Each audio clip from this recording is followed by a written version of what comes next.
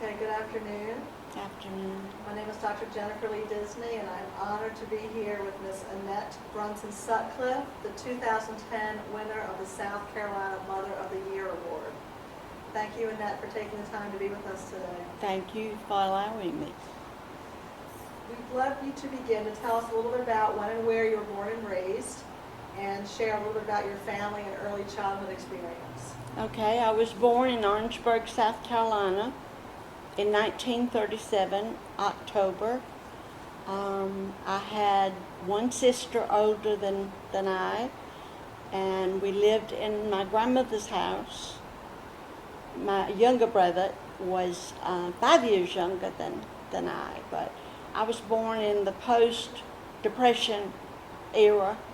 We struggled as a family. My dad was drafted into the Marines, and we moved a short time when he was having training to Beaufort, South Carolina, near Paris Island. And that was the only time for about 6 months that I lived out of Orangeburg. I was raised there. I attended grammar school and high school there. I was honored to be inducted into the National Honor Society in the 11th grade. And in the 12th, I was voted Miss High Miss, which was a tremendous honor for me because it was voted on by my peers in the senior class. So that was an honor. And I graduated in '55 from Orangeburg High School. It's wonderful. So tell us anything else you want to share about any further education you may have had or your young adult life. I went to Winthrop College What? with a I thought major you were Winthrop alone. with a major in a 2-year degree in secretarial science. I was gifted from the time I started taking typing that I type fast, and I took shorthand very fast. And so I had a dream of maybe being secretary to the manager of a company or something when I got out of Winthrop. But I married after a year and did not complete my degree. But my first job was secretary to the manager of a division of an insurance company where I worked for 2 years until my first child was born. I've really lived 2 lives. I have to explain that. Okay. Because I was married for 14 years and had 3 children. And during that time, I didn't have a lot of ministry because I was consumed with raising 3 small children. My husband was killed at the age of 34 in an automobile accident, and I was left with 3 children to raise. So then I married 4 years later to Lenny Sutcliffe from Norway, and he had 3 children.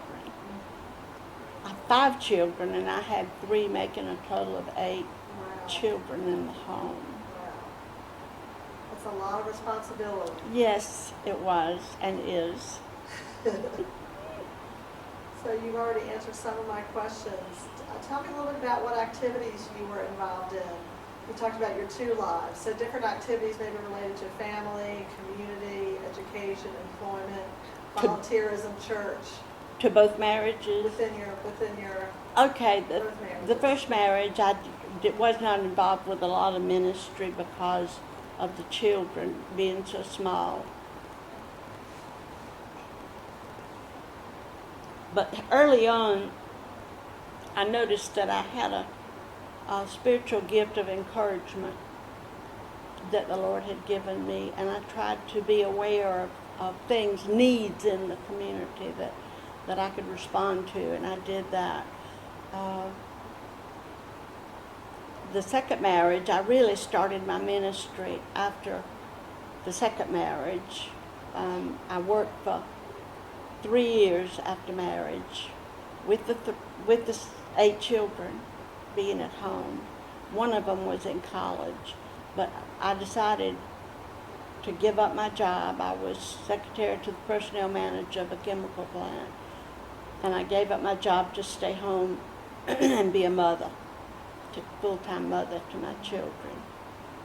About 3 years after I quit my job, I started a jail ministry, and I had a class in the local law complex that I would go to every week, and that lasted about a year and a half or 2 years until they started having people break out, and they stopped me from going in because I was in with the inmates in one room.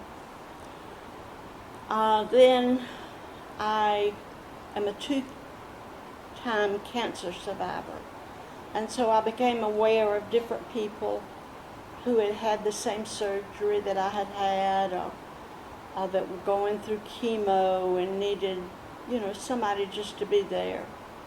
And I would send cards and cook them a meal and take to them and different things like that to encourage them. I still do that. That is an ongoing ministry of mine. For about 12 years, I was a volunteer for Reach to Recovery. That is an encouragement organization that reaches out to breast cancer survivors. And I did that until they dissolved the organization in Orangeburg, and so that ended that ministry. Then after our first two children went to college, we started taking in foster children and took them in when the beds became available, and we kept foster children for about 3 years on and off. I'm trying to think of what else that was going on. My husband and I taught precept Bible studies in our church for 22 years while that was going on. I still cook and take to shut-ins, and I'm ministering to a lady right now who had colon cancer, and she's going through chemo, and they had to stop the chemo. She was so sick, and I'm trying to reach out to her. How have you managed to balance? I mean, there's so many ministries you're involved in outside the home. You're raising 8 children inside the home. How have you been able to balance, working for work? You suffered great loss. You lived as a single mom for a few years between marriages. Just talk to us a little bit about how you've been able to balance all those different experiences and work inside the home and outside the home. Well, it was a challenge to have to try and balance your life between career and home and family. But our children were unique in that all 8 of them none of them could really participate in a lot of outside activities, because to my husband and me, the family time came first, and we required them to be there for meals. Today, so many parents are going in 10 different directions, and they don't know what it is to sit down and eat a meal together. And that's when we shared what had gone on that day and that type of thing.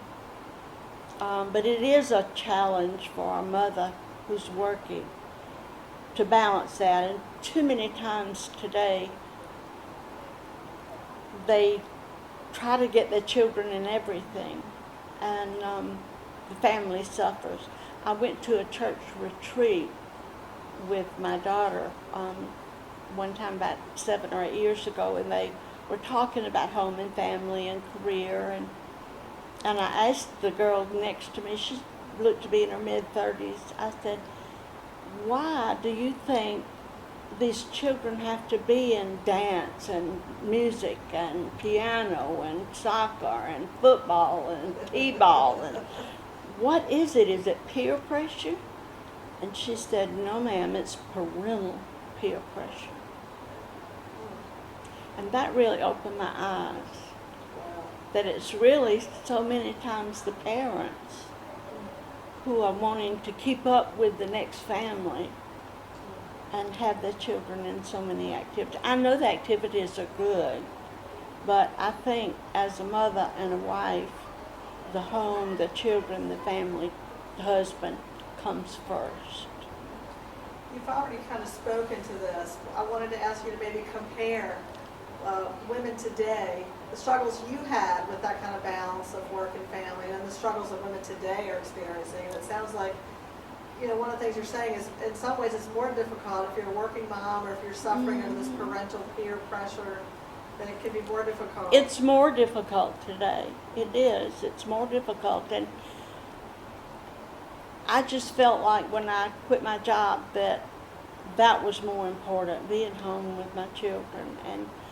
And I think that they have grown in their own identity and grown together as siblings, because so many times divorce happens in a mixed marriage. The children don't get along, or the parents and children fight, and that type thing. And I felt like it was too important for me to be there for my children. And they, through the years, they've told me that they were glad that they were raised the way they were. Why don't you tell us a little bit more about your children? Their names, what they're doing today, that kind of thing. Okay, let me think about the ages. When we got married, we had 2 9, 1 11, 1 12, 1 15, 2 15, 1 17, and 1 18. Wow. And they each are individuals. All of them are different. We have one who was ADHD. He was one of mine, but we never used the word mine or Lenny's. We never used the word step in our home. They were all ours. But It's beautiful. let's see, I think Lynn played football 1 year, but we weren't able to go to all of his games because we had all the rest of the children at home, and I just didn't feel like dragging the whole family there was the thing to do. And then Janet, the youngest, she's our baby. She's 50, but she's still the baby. She played volleyball, but that was most of the children were out of the home. We have one daughter who's a Christian singer, and she goes around to different churches and she sings for weddings and funerals, and she has some CDs out. She is Cindy. Eddie works for a computer company in Columbia.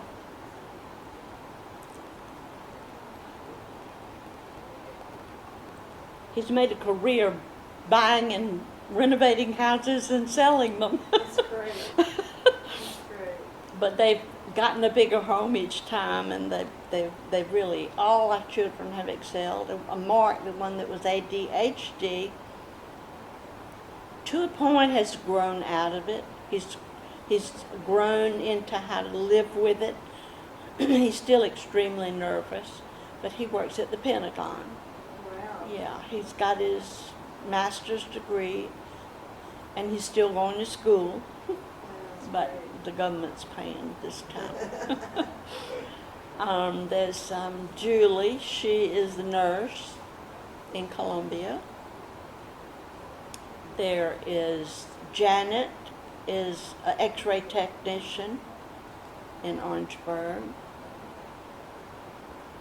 Polly is married to a physician in Columbia, and she's a nurse, but she gave up her career to raise her children, just like I did. I think that covers me. Well, that's a beautiful segue into my next question, which is, what does motherhood mean to you? Motherhood, to me, is taking the life or lives that God has loaned us, and with help from my husband, helping to shape and mold them into productive adults where they can contribute to society and the community that they live in. That's what it means to me, to be there for my children. And they still come for advice.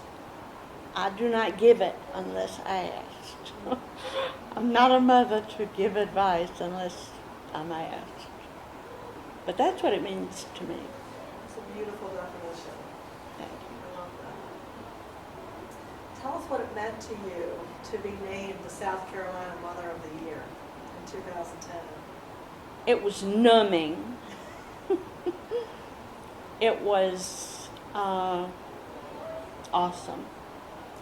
It was humbling because I think of all the outstanding women in South Carolina that may deserve it more than I do. And I know when they called me, I think it was New Year's Day, she told me I had been selected, and I said, "You have got to be kidding." That was my response to her. I just thought it was a prank at first. But it meant as much or more than any other honor I've ever been given. And to think of the responsibility that carried with it. Tell us a little bit about your experiences that year, being an award winner. Did you get to go to the governor's mansion for a luncheon? Did you engage in any kind of public activities as Mother of the Year? Tell us a little bit about that.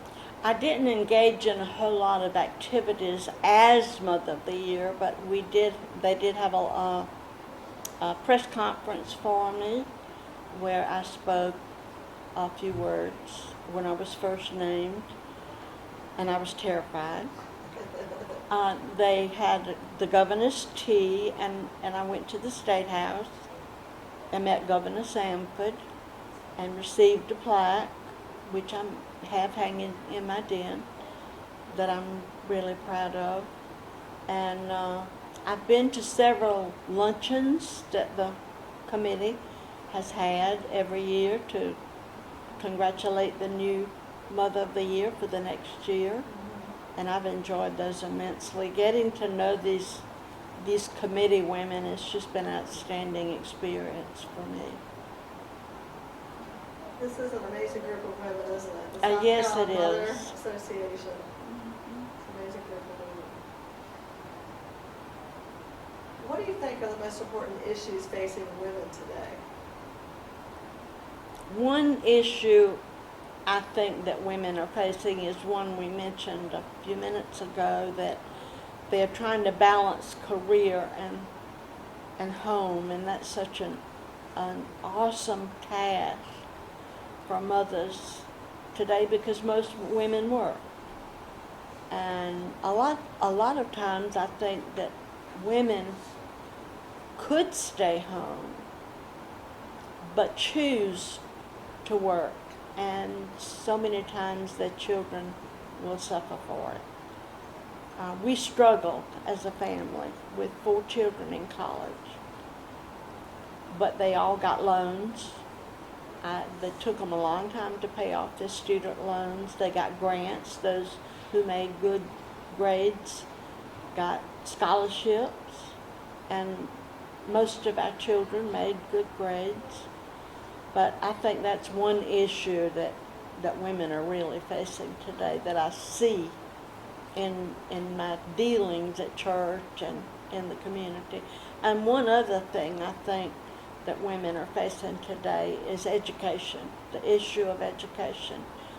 Our children are graduating from college, many of them, and not knowing who the Vice President of the United States is, or just who we fought in the Second World War. They have no idea. I've seen it on TV when people did interviews with the young people, and they just had no idea.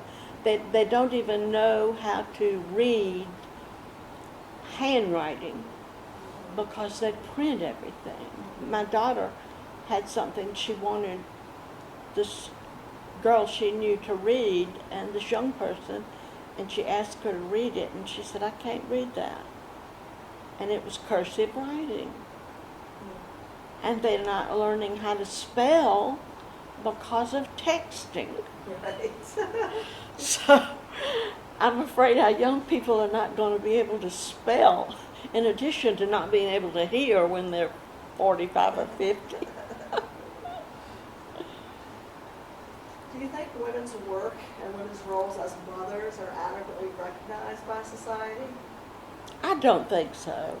No, I don't think, especially women that stay at home to mother their children, they are not recognized.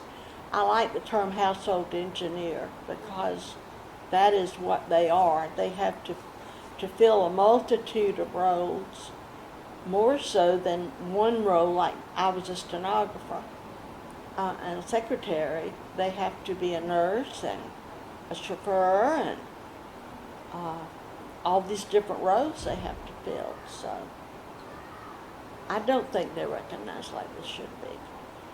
I don't think women make enough in the workplace.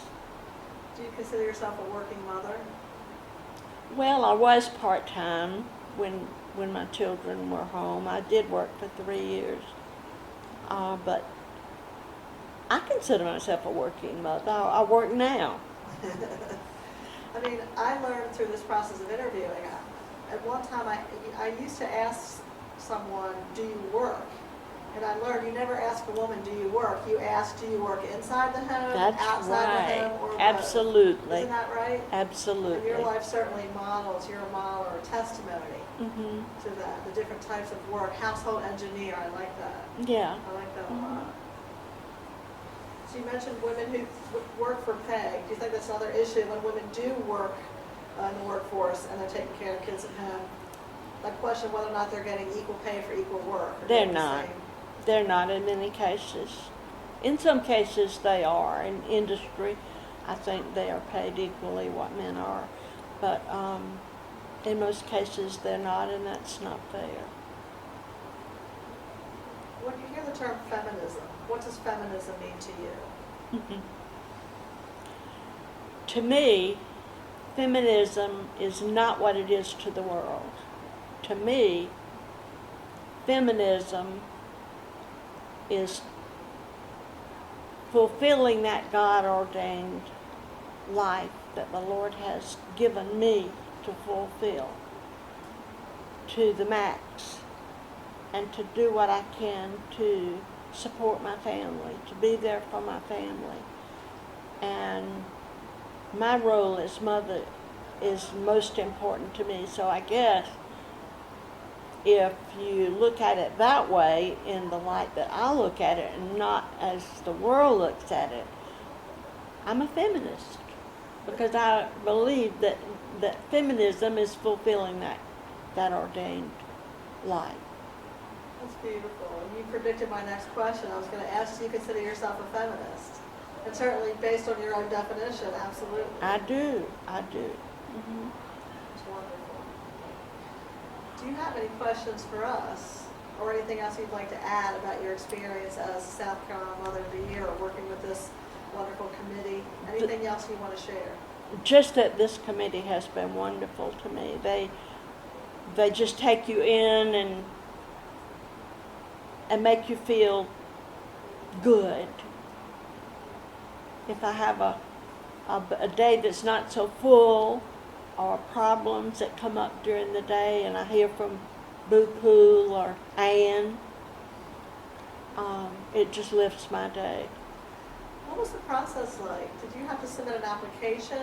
How did were you nominated by someone? How I did that was process nominated by our daughter Cindy, who is the Christian singer, and she got the Orangeburg Regional Medical Center to sponsor me. work? And so that's how it evolved. She didn't tell me until I had to write something. And then she told me what she was doing. I had no idea. Did you have to prepare a portfolio of I did. material? I had to prepare a full packet. And I had to write essays and about what being a mother meant to me, and how being a mother had impacted my community and different things like that. That's wonderful. Congratulations on your South Thank Carolina you. of the Year Award victory in 2010, and thank you for sharing your thoughts on motherhood and womanhood and feminism here You're with quite us welcome. today. I enjoyed it.